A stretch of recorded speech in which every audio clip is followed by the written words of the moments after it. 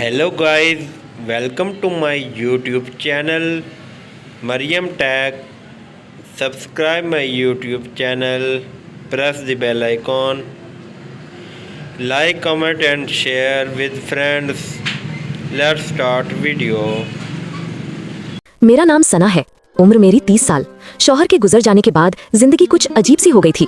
जैसे हर दिन तो किसी तरह कट जाता था, लेकिन रातें वो तो जैसे तन्हाई की गहराई लेकर आती थीं। ऐसा लगता था कि पूरा जहां थम गया है, बस मैं ही चल रही हूँ, खामोशी में डूबी हुई। मेरी एक सहेली थी रिदा, वो ही मेरी सबसे बड़ी राहत बन गई थी। हम दोनों रोज बातें करते, हंसते, एक दूसरे की परेशानियां बांट लेते। वही जिंदगी में थोड़ी रौनक भरती थी। एक दिन रिदा ने हंसते हुए कहा, सना तुम्हें मेरे एक दोस्त से मिलना चाहिए, बड़ा मजेदार इंसान है।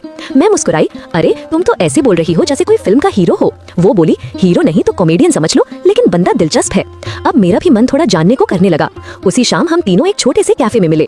वो दोस्त जिसका नाम अयान था, बड़ा ही मजाकिया और फुर्तीला निकला। आते ही बोला, वाह ये है सना, मैंने तो सोचा था कोई परी आएगी, पर आप तो पूरी कहानी बनकर आई हैं। मैंने भौहें चढ़ाकर कहा, मतलब ये तारीफ है या ताना? वो झट से बोला, तारीफ ही समझिए, और अगर बुरा लगा हो तो माफ कीजिए। हम सब हंस पड़े, लेकिन दिल के किसी कोने में लगा कि ये आदमी थोड़ा चालाक है। बातों बातों में वो ऐसी डबल मीनिंग बातें करता कि सब हंसते, मगर कहीं अंदर कुछ चुप भी जाता।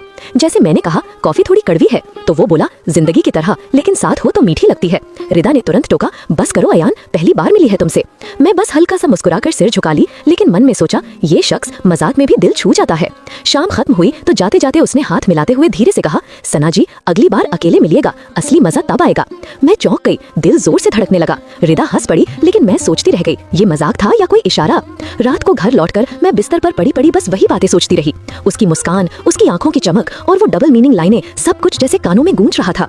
अगले दिन ही रिदा का मैसेज आया, कैसी लगी मेरी दोस्त? मैंने लिखा, थोड़ा ज्यादा बोल्ड है। वो बोली, हाँ पर दिल का साफ है।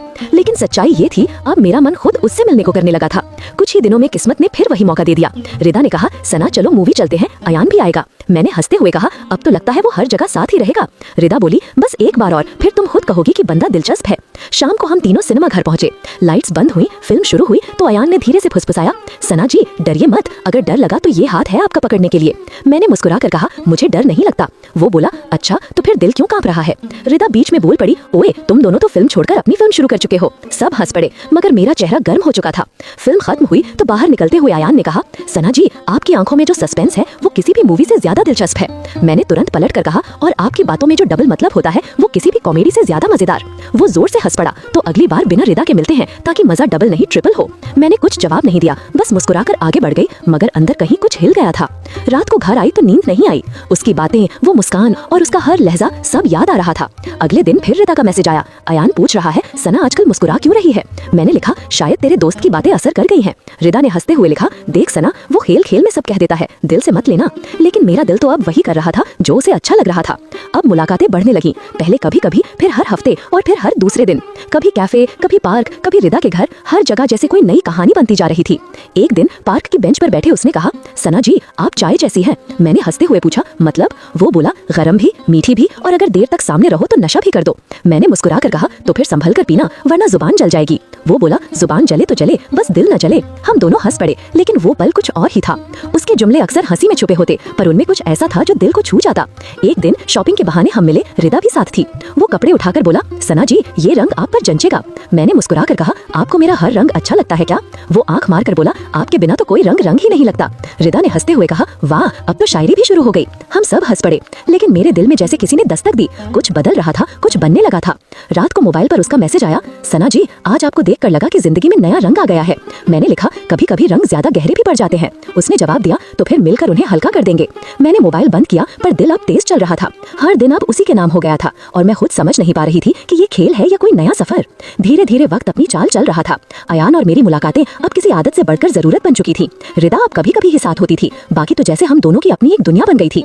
एक दिन मैं रिदा के घर गई तो देखा अयान पहले से वहाँ बैठा था। रिदा किचन में चली गई और कमरे में सिर्फ हम दोनों रह गए। वो मुस्कुराया मुस्कुराया और बोला, सना जी आप तो लगता है मेरी बैटरी लो कर देती हैं, फिर खुद ही चार्जिंग का बहाना बना लेती हैं। मैंने हैरानी से कहा, मतलब? वो बोला, मतलब ये कि आपकी बातें सुनकर दिल तेज चलने लगता है, फिर सोचता हूँ अब रिचार्ज चाहिए। मैंने मुस्कुरा कर कहा, अरे रिचार्ज तो मोबाइल को चाहिए, आपको क्या? वो आंख मार कर बोला, मैं भी तो इंसानी मोबाइल हूँ, फर्क बस इतना है कि मेरे ऐप सिर्फ आप चलाती हैं। मैं हंसते हुए सिर झुका ली, लेकिन दिल की धड़कन तेज हो गई थी। वो शख्स हर बार कुछ ऐसा कह देता जो मुझे मुस्कुराने पर मजबूर कर देता और सोचने पर भी। कुछ दिन बाद हम फिर मिले, इस बार सिर्फ हम दोनों। वो मेरे सामने बैठा था और हर बात में वो वही पुराना अंदाज, हंसी में लिपटी गहराई। सना जी आप कपड़े बड़ी समझदारी से चुनती हैं, उसने कहा। मैंने पूछा, इसमें समझदारी कैसी? वो बोला, टेस्ट तो हर चीज में होता है, बस फर्क देखने वाली नजर का होता है। मैं चुप रही, पर अंदर कुछ खामोश सा टूटने लगा। कभी लगता वो बस मजाक करता है, तो कभी लगता उसकी बातों में कुछ और भी छुपा है। फिर उसने धीरे से कहा, अगली बार जब मिले तो थोड़ा वक्त खाली रखिएगा, मुझे आपको अपनी स्पेशल रेसिपी चखानी है। मैंने हंसकर कहा, अरे मैं तो खाना खाकर आई हूँ। वो बोला, ये वाला खाना आपके रूह को सुकून देगा। उसकी बातें सुनकर मैं कुछ पल के लिए चुप हो गई। उसकी आंखों में कुछ ऐसा था जो नजरें झुका देने पर मजबूर कर दे। रात को जब मैं अकेली कमरे में थी तो उसके हर लफ्ज याद आने लगे। रिदा के शब्द दिमाग में गूंजे, देख सना वो मजाक करता है लेकिन संभल कर रहना। पर अब बात संभलने लायक रही ही नहीं थी। अयान की कॉल, उसके मैसेज और हमारी रोज की मुलाकातें सब मेरी जिंदगी का हिस्सा बन चुके थे। एक रात उसने कहा, सना सच बताऊं, अब तुम सिर्फ एक दोस्त नहीं रही, अब तो तुम मेरे ख्वाबों में बसती हो। मैं मुस्कुरा दी, ख्वाबों में ही रखना, हकीकत में मुश्किल हो जाएगा। वो बोला, फिर भी कोशिश तो कर सकता हूँ ना। मेरे होठों पर हंसी आई, लेकिन दिल में एक अजीब सी बेचैनी भी।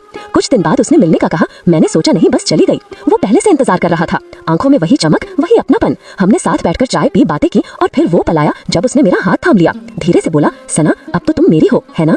मेरी सांसें थम सी गईं, दिल जैसे रुक गया, नजरें झुकी, मगर एहसास साफ था। कहानी अब एक मोड़ पर थी जहाँ से वापसी शायद मुमकिन नहीं थी। वो पल जो मजाक में शुरू हुआ था अब एक सच्ची चाहत में बदल चुका था। सना और अयान की मुलाकातें अब सिर्फ बातें नहीं रहीं, बल्कि वो रिश्ता बन गई जिसे दोनों समझ भी रहे थे और छुपा भी रहे थे। रात को जब मैं घर लौटी तो आईने में खुद को देखा। वो सना जो पहले सिर्फ जी रही थी अब जैसे किसी एहसास में खो गई थी। मैंने खुद से कहा, क्या मैं गलत हूँ या बस इंसान हूँ? फिर आईने में अपनी परछाई को देखकर हल्के से मुस्कुरा दी। कहानी यही खत्म नहीं हुई थी, बल्कि